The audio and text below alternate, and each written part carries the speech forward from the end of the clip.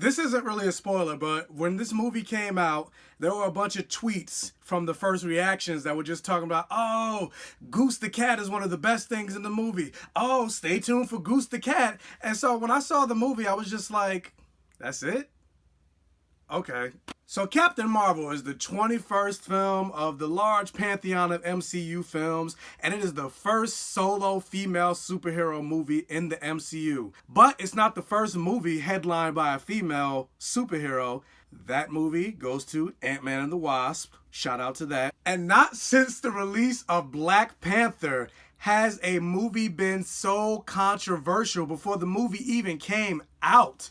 You had trash-ass people going to Rotten Tomatoes and going to the anticipated movie section and basically review bombing this movie and giving it terrible reviews, talking about the SJW agenda. And I'm just like, jeez. And it got so bad that it got to the point that this movie ended up with the lowest audience score in all of the MCU at 59%. So yeah, so those people are trash. But I highly doubt they're putting as much energy into, say, protesting unarmed black men and women getting shot by the police as they were into downgrading the review score of Captain Marvel. But I digress. So with Captain Marvel coming into the MCU, I definitely say I was excited because not only that post-credit scene at the end of the Avengers, but also the fact that they said they were going to introduce the Skrulls in this movie. But I've been calling for the Skrulls to come into the MCU ever since they introduced the Kree in Guardians of the Galaxy, because I really wanted to see the Kree-Skrull War, and we finally got some of that in this movie. Also, the reason I wanted them to introduce the Skrulls, because now that we have the Kree and we got the Skrulls, can we perhaps get Hulkling?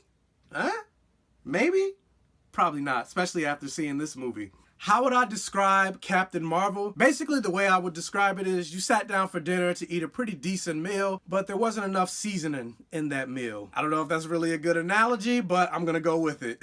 Even though you see Captain Marvel Carol Danvers with the Iron Fist, I'll definitely say that she was better than Danny Rand's Iron Fist. Visually, I thought this movie looked pretty great. Like, the de-aging technology on Samuel L. Jackson's Nick Fury and Clark Gregg's Phil Coulson, I thought it was flawless. Like, you really couldn't even tell that they used the de-aging technology. Like, if you think back to Captain America Civil War, where they first used it on Robert Downey Jr.'s Tony Stark, not to say that it looked bad, but you could definitely tell that they were definitely using some type of CGI technology to make Robert Downey Jr. look younger. So kudos to them. I thought many of the action scenes were pretty dope, although I will say I wasn't a big fan of the soundtrack, because there was one song in particular during one action scene that I was just like, okay, I get what you're trying to do, I get the message that you're trying to tell, but this song doesn't fit at all, and it kind of makes this moment seem like a cartoon when it's supposed to be a serious, pivotal moment in the movie. And I was like,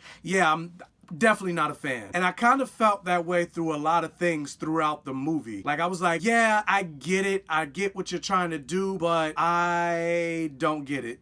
And yeah, so as you know from the trailer, basically, Brie Larson's Captain Marvel is going through the movie not remembering who she was. She doesn't remember the life that she had on Earth. There's a lot of memories that she has that are fragmented, and essentially throughout the movie, she's trying to piece together these memories. And so with that, there were a lot of flashbacks in this movie that I felt were placed in very randomly. And also on top of that, because there were so many flashbacks, and I felt like the flashbacks were placed at a lot of random moments, the whole time I was seeing the flashbacks, I was just thinking to myself, okay, but why do I care? And for the most part, I felt like they never really gave me a reason to care. And I think that's one of the biggest problems with doing a movie where the character has amnesia, because that's not to say you can't do it. Like, take The Bourne Identity, for example, or something like Memento. Like, you can have a character that doesn't remember who they are and still execute it effectively. But I think for this, they didn't really execute my connection to her effectively, because by the time the movie ended, I'm still like, I don't know who she is. I have more information about her, but I still don't know who this character is. And with that said, like, and I hate saying this, especially after the backlash that it got online, but I wasn't really a fan of Brie Larson's portrayal of Carol Danvers. And that's not on Brie Larson. I feel like like that's more on the director, because there were some moments, especially once she got to Earth, interacting with Nick Fury, Samuel Jackson, and Lashana Lynch's Maria Rambeau. Both of them were great, by the way. I saw semblances of a great character that I wanted to follow, but it was only fragments of that happening. Where I would see moments of a character developing, I was like, give me more, but it would be pulled back.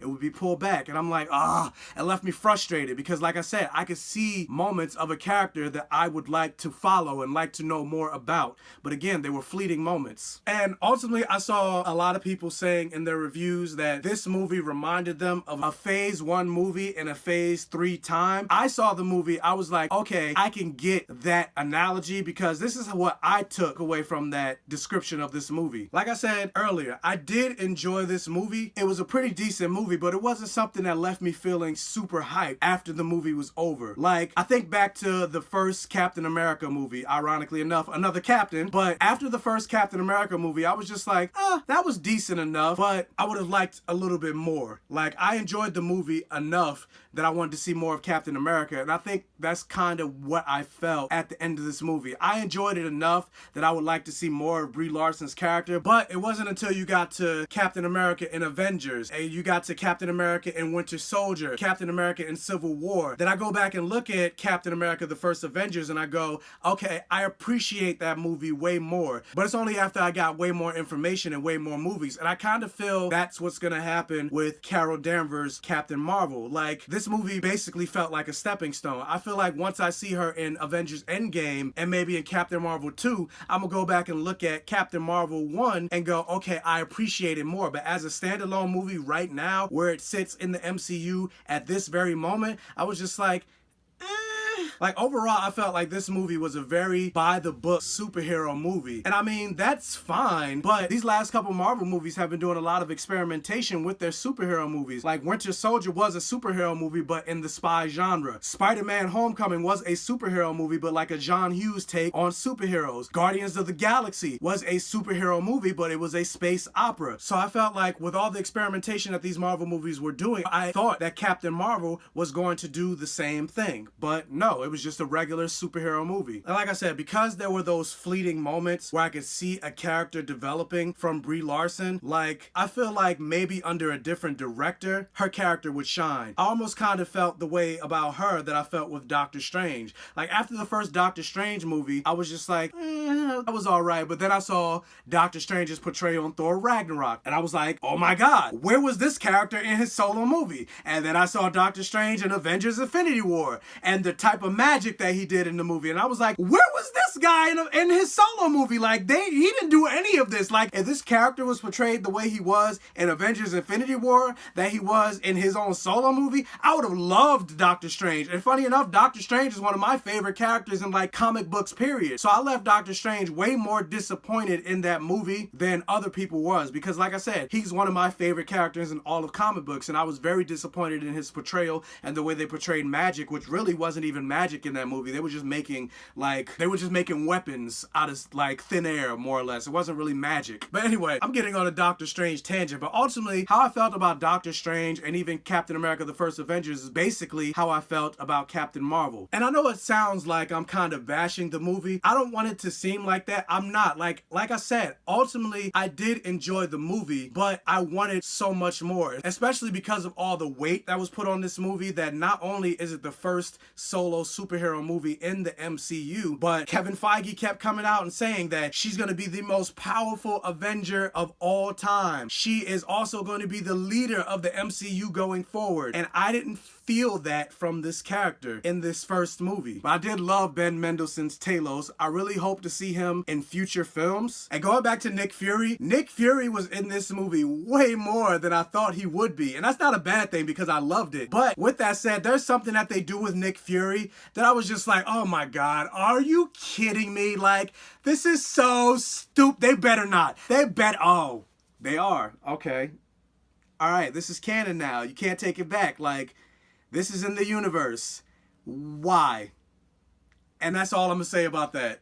But overall, I do have more to say about this movie, but those will be spoilers. But again, I am excited to see what her character brings to Avengers Endgame and what she brings in the sequel. Would I put it in my top 5 MCU films? No. And under normal circumstances, I would say that's okay. But again, considering the weight that they put on this character before it came out about her leading the team and the Avengers and the MCU franchise going forward, I will say that's kind of a problem. Like, I wasn't a big Carol Danvers fan in the comics, but after this movie ended, I felt like this movie should have left me with that welling of emotion that I felt when Thor landed in Wakanda after he got Stormbreaker and said, "Bring me Thanos!"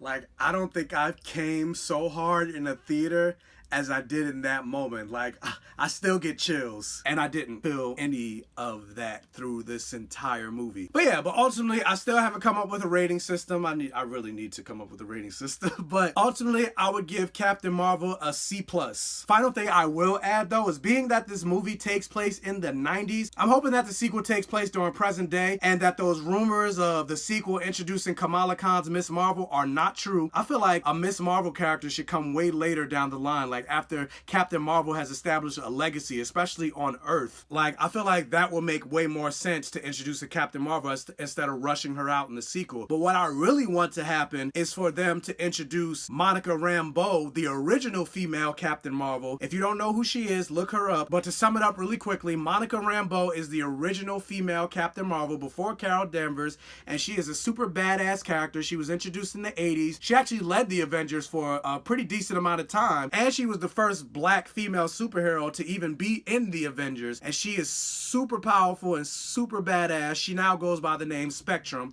and I'm hoping that they introduce her in the sequel. And really, I think it's trash that, considering how powerful and badass this character is, that Marvel Comics has never given her her own solo series. Marvel, what are you waiting for? It's long overdue. And also, speaking of Avengers Endgame, make sure you stay behind because there are 2 post-credit scenes in this movie, and that's all I'll say about that. But did you see Captain Marvel? Did you like Captain Marvel? Did you dislike Captain Marvel? Let me know down in the comment section below. Also, don't forget to like and comment on this video, and if you want to see more of me, subscribe and check out my other videos. Also, be sure to follow me on Facebook, Instagram, and Twitter. Links for that will be down in the description below. And as always, I will catch you guys next time.